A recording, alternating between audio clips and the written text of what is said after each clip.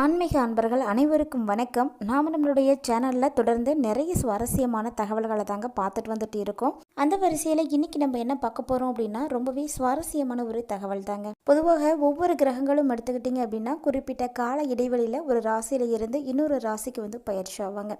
So அப்படி பார்க்கையில் இந்த ஒரு பயிற்சி தான் கண்டிப்பாக ஒவ்வொருவருடைய வாழ்க்கையிலுமே மாற்றத்தை வந்து ஏற்படுத்தி கொடுக்குது.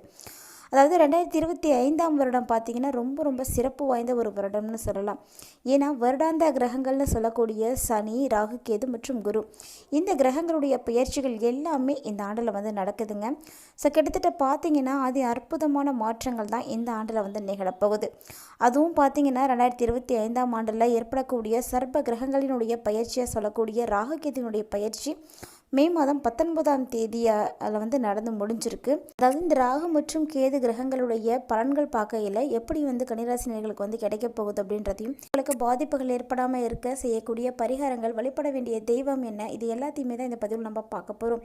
ஆன்மீக ரீதியாக இந்த ஒரு தகவல் பார்த்திங்கன்னா கண்டிப்பாக உங்களுக்கு வந்து ரொம்பவே யூஸ்ஃபுல்லாக இருக்கும். ஏன்னா இன்னும் 1.5 ஆண்டுகளுக்கு வந்து ராகு மற்றும் கேதுவினுடைய பயிற்சி இந்த இடத்துல தான் இருக்க போகுது. ஸோ இந்த இடத்துல அமர்ந்து உங்களுக்கு பலன்களை வந்து கொடுக்க போகிறாங்க.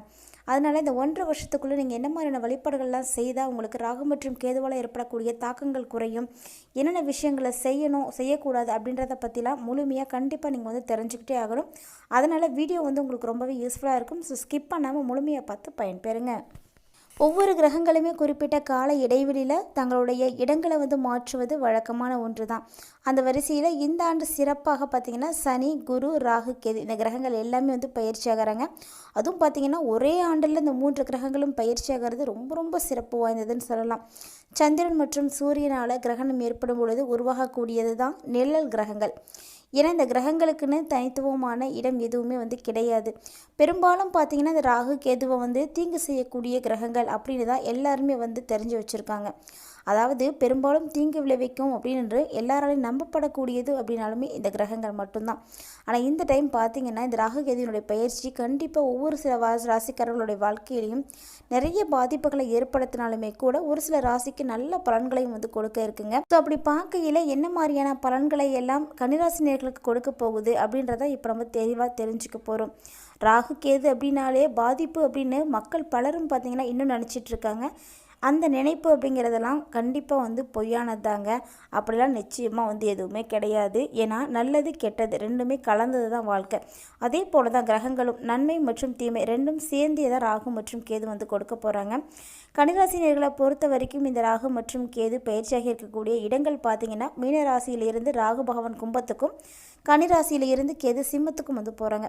பெரிய பிரச்சனைகளை இதுவரைக்கும் சந்தித்து வந்த மோசமான நிலையில் தள்ளப்பட்ட மீனம் மற்றும் கன்னிராசி நேயர்களுக்கு மிகப்பெரிய அதிர்ஷ்டங்கள் தான் வந்து காத்துட்ருக்குன்னு சொல்லணும். மிகப்பெரிய சந்தோஷம் வந்து கிடைக்க போகுது. ஸோ அந்த வகையில் கன்னிராசி நேயர்களுக்கு இந்த காலகட்டங்கள் ரொம்ப சிறப்பாக இருக்குங்க. ஏன்னா உங்களுடைய ராசியில் இருக்கக்கூடிய கிரகம் இப்போ மாறி போகிறாங்க. கன்னிராசிக்கு கடந்த காலத்தில் ஏற்பட்ட மனக்கசப்புகள் எல்லாமே இப்போ வந்து நீங்க போகுது. ஆரோக்கியத்தில் பிரச்சனைகளை சந்தித்தவர்களுக்கு கூட ஆரோக்கியம் வந்து சிறப்படைய போகுதுன்னு சொல்லலாம்.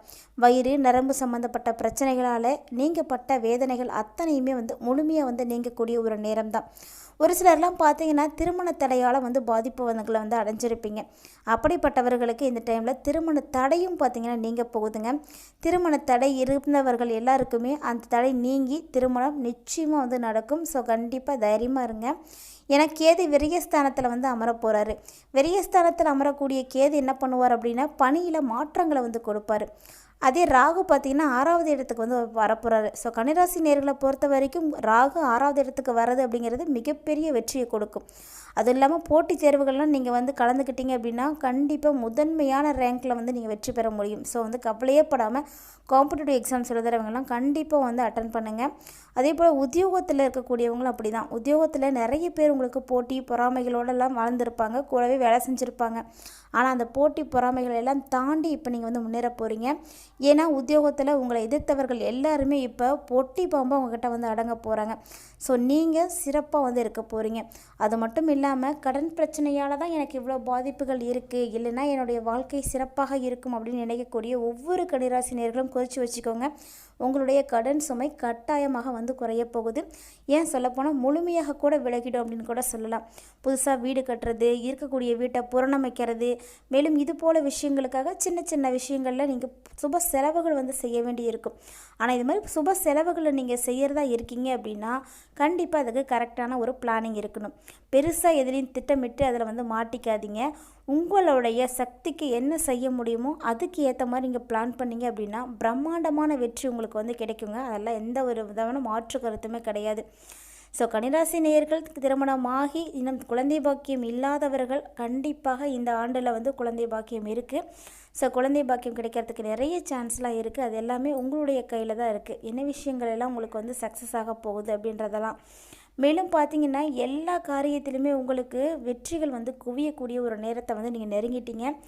இது நாள் வரைக்கும் பட்ட கஷ்டங்கள் எல்லாமே நீங்கள் போகுது. ஸோ குடும்பத்தில் மகிழ்ச்சி இல்லை, நிம்மதி இல்லை, ரொம்பவே வந்து கஷ்டமான ஒரு சூழ்நிலைகளோடு தான் நாங்கள் வாழ்ந்துட்டுருக்கோம் அப்படின்னு சொல்லக்கூடிய ஒவ்வொருவருமே இனி வந்து அதில் வந்து நல்ல ஒரு மாற்றத்தை வந்து பார்க்க போகிறீங்க. ஏன்னா இந்த ஆண்டு நிகழ்ந்திருக்கக்கூடிய ராகு மற்றும் கேதுவினுடைய பயிற்சி உங்களுக்கு அத்தனை விதமான வளங்களையும் வந்து கொடுக்க போகுது. சிறப்பான மாற்றங்கள் இருக்குது. குடும்பத்தில் மகிழ்ச்சியானது நிறைந்து காணப்படும். நீங்கள் என்னெல்லாம் செய்யணும்னு நினைக்கிறீங்களோ அதெல்லாம் நீங்கள் கரெக்டாக வந்து செஞ்சுடுவீங்க. ஏன்னா உங்களுடைய திட்டமிடல் அந்த டைம் சரியாக இருக்க போகுது. ஆல்ரெடி பார்த்திங்கன்னா கன்னிராசி நேயர்களுக்கு புதன் தான் வந்து காரகன், அதாவது ராசியினுடைய நாயகன். அவர் வந்து எப்போதுமே புதன் அப்படின்னாலே புத்திகாரகன் தான். அது மட்டும் இல்லாமல் இந்த டைமில் பார்த்திங்கன்னா ராகு மற்றும் கேதுவும் உங்களுக்கு வந்து ரொம்பவே உறுதுணையாக இருக்க போகிறாங்க. ஸோ இதனால் உங்களுடைய வாழ்க்கையில் பிரம்மாண்டமான வெற்றிகள் காத்துட்ருக்குன்னு சொல்லலாம். மேலும் பார்த்திங்கன்னா எல்லா விஷயத்திலுமே நீங்கள் வெற்றிகளை பார்த்து வாழ்க்கையில் சிறப்பான மாற்றங்களை வந்து அடைய போகிறீங்க. நீங்கள் எதிர்பார்க்காத விஷயங்கள் எல்லாம் இப்போ வந்து உங்களுக்கு நடக்க போகுது. ஸோ கிட்டத்தட்ட பார்த்திங்கன்னா இதனால் வரைக்கும் பட்ட கஷ்டங்கள் எல்லாமே வந்து தீரப்போகுது. துயரங்கள் நீங்கி நீங்கள் ரொம்ப ரொம்ப குதூகலமான ஒரு வாழ்க்கைக்குள்ளே வந்து போக போகிறீங்க. குடும்ப வாழ்க்கையில் என்ன பிரச்சனையோடு இருந்தாலுமே கூட அது எல்லாமே தீரப்போகுது. ஸோ அந்யோன்யம் பார்த்திங்கன்னா கணவன் மனைவிக்குள்ளே அதிகரிக்க ஆரம்பிக்கும். இருந்தாலுமே கூட இந்த காலகட்டங்களில் நீங்கள் கவனமாக இருக்கணும் அப்படின்னா ஒரு சில விஷயங்கள் இருக்குது. அதையும் வந்து கரெக்டாக தெரிஞ்சு வச்சுக்கோங்க. ஏன்னா என்னென்ன விஷயங்கள் நீங்கள் கவனமாக இருக்கணும் அப்படின்றத தெரிஞ்சுக்கும் பொழுது அந்த விஷயத்தில் இருந்து ஓரளவுக்கு நீங்கள் வந்து கொஞ்சம் முன்னாடியே வந்து ப்ரீ பிளானிங்கோடு இருந்துக்க முடியும். அதில் முதல்ல நீங்கள் பார்க்கக்கூடியது பணி சுமை தாங்க அதிகரிக்க போகுது. அதனால் வேலை போல் இந்த ஆண்டு உங்களுக்கு அதிகமாக தான் இருக்கும். அந்த வேலையை எப்படியெல்லாம் வந்து குறைக்கலாம், என்ன மாதிரி வந்து செஞ்சால் நம்மளுடைய வேலைகளை வந்து சீக்கிரம் செய்ய முடியும், ஈஸியாக செய்ய முடியும் அப்படின்ற டெக்னிக்கெல்லாம் கண்டிப்பாக நீங்கள் வந்து கற்றுக்கிட்டே ஆகணும். அப்போ தான் உங்களால் அதிலேருந்து முழுமையாக வந்து விடிவு பெற முடியும். அது மட்டும் இல்லாமல் வேலை அதிகமாக இருக்கிறது அப்படின்னாலும் அந்த வேலையை கரெக்டாக நீங்கள் பிளான் பண்ணாமல் இருந்தீங்கன்னா செய்யறதுக்கு கூட கொஞ்சம் நேரம் ஆகும் இல்லையா? அப்படி நேரம் ஆகும்பொழுது உங்களுடைய தூக்கம் பாதிக்கடையும். அப்போ தூக்கம் பாதிப்படைஞ்சிது அப்படின்னா ஆட்டோமேட்டிக்காக ஆரோக்கியம் வந்து பாதிப்படைய ஆரம்பிச்சிடும். ஸோ அதனால் என்ன பண்ணணும் அப்படின்னா கரெக்டான பிளானிங்கோடு இருந்தீங்க அப்படின்னா இந்த தூக்கமின்மை பிரச்சனையும் உங்களால் வந்து சரி பண்ண முடியும். ஒரு சிலருக்கு பார்த்திங்கன்னா முதுகு வலி ஏற்படுறதுக்கு வாய்ப்பு இருக்குது. ஆனால் இந்த டைமில் உங்களுடைய ஆரோக்கியம் சிறப்பாக இருக்கணும். தேக ஆரோக்கியம் ரொம்ப ரொம்ப முக்கியமானது. அதுக்காக நீங்கள் உங்களால் முடிஞ்ச நேரங்களில் உடற்பயிற்சிகள் செய்கிறது ரொம்பவே அவசியமான ஒன்று. அதுவும் குறிப்பாக கன்னிராசியுடைய பெண்கள் எப்படி இருக்கணும் அப்படின்னா உங்களுடைய கருப்பையில் சின்ன சின்ன பிரச்சனைகள் வந்து ஏற்படுறதுக்கான சான்ஸ்லாம் இருக்குது. ஸோ கிரக அமைப்புகள் அப்படிங்கும் பொழுது கண்டிப்பாக எல்லா பிரச்சனைகளுக்குமே காரணமாக இருக்கிறது தான். அதனால் கருப்பையில் கூட பிரச்சனை ஏற்படுத்துமா அப்படின்னா கண்டிப்பாக ஏற்படுத்துங்க. ஏன்னா ஒவ்வொரு கிரகங்களுக்குமே ஒவ்வொரு உடல் உறுப்புகளும் பார்த்திங்கன்னா ஒரு அடிப்படை தான். அந்த வரிசையில் நீங்கள் வந்து கருப்பை பிரச்சனைகள் ஏற்படுறதுனால கரெக்டாக இருந்துக்கோங்க. காரியங்களில் எதை செய்கிறதா இருந்தாலுமே கண்டிப்பாக நீங்கள் பொறுமையாக தான் இருக்கணும். பொறுமையாக இருந்து நீங்கள் செஞ்சீங்க அப்படின்னா நிச்சயமாக உங்களால் வந்து சாதிக்க முடியும். எல்லா வகையிலுமே நல்ல மாற்றங்கள் உங்களுக்கு வந்து கிடைக்க இருக்குது. இருப்பினும் கூட சிறப்பாக இந்த ஆண்டை நீ கடந்து வரணும் அப்படின்னா ராகு மற்றும் கேதுவால் ஏற்படக்கூடிய பாதிப்புகள் குறையணும் அப்படின்னா ஆன்மீக ரீதியாக நீங்கள் என்ன விஷயம் செய்யணும் அப்படின்னா மீனாட்சி சுந்தரேஸ்வரருடைய திருக்கல்யாணத்தை நீங்கள் கண்டிப்பாக வந்து பார்க்கணும்.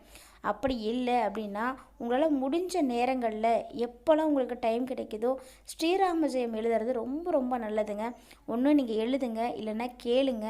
மனதில் இதெல்லாம் செய்யும் பொழுது உங்களுக்கு ஆட்டோமேட்டிக்காக அமைதி கிடைச்சிடும். ஸோ எவ்வளவு பிரச்சனைகள் வந்தாலுமே கூட அது எல்லாமே வந்து உங்களை விட்டு விலகி போயிடும். இது போல் எளிமையான பரிகாரங்களை கண்டிப்பாக நீங்கள் வந்து செய்யுங்க. கிரகமைப்புகளால் ஏற்படக்கூடிய பாதிப்புகள் விலகுவதற்கு கட்டாயமாக இது போன்ற எளிமையான வழிபாட்டு முறைகள் உங்களுக்கு ரொம்ப ரொம்ப உதவியாக இருக்கும். மிஸ் பண்ணாமல் செய்து பயன்பெறுங்க. இந்த பதிவில் நிறைய இன்ட்ரெஸ்டிங்கான தகவல்களை எல்லாம் கன்னிராசினியர்களாகிய நீங்கள் தெளிவாக பார்த்துருப்பீங்கன்னு நினைக்கிறேன். கட்டாயமாக வீடியோ உங்களுக்கு பிடிச்சிருக்கும்னு நினைக்கிறேன். வீடியோ பிடிச்சிருந்தால் லைக் பண்ணுங்கள், ஷேர் பண்ணுங்கள், மறக்காமல் கமெண்ட் பண்ணுங்கள். மேலும் இது போல் நிறைய இன்ட்ரெஸ்டிங்கான தகவல்களை எல்லாம் நீங்கள் உடனுக்குடன் பார்க்குறதுக்காக நம்ம சேனலை சப்ஸ்கிரைப் பண்ணிவிட்டு ஃபாலோ பண்ணிக்கோங்க. மேலும் ஆன்மீக ரீதியாக நம்முடைய சேனலில் கொடுக்கப்படக்கூடிய பரிகாரங்களையும் செய்து பயன்பெறுங்க. மேலும் இது போல் நிறைய இன்ட்ரெஸ்டிங்கான சுவாரஸ்யமான தகவல்களோட மற்றொரு ஆன்மீக தலைப்பில் சந்திக்கலாம்.